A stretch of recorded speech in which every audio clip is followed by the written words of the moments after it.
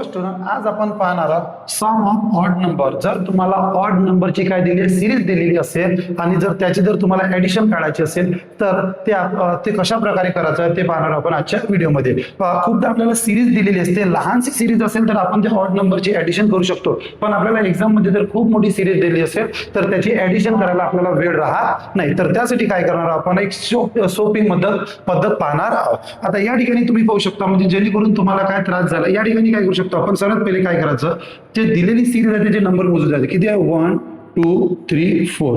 काय घेतलं मी, 4 आहे, 4 घ्यायचं, त्याचा करायचा स्क्वेअर. किती झालं, 16. संपलं. आता एक दिलं सिंपल. आता मोठं, याच्यापेक्षा किती काही मोठं आहे आपलं उत्तर चुकणार नाही. या ठिकाणी काउंट करून घ्या, 1 2 3 4 5 6 7. किती झाले, 3 4 5 6 7.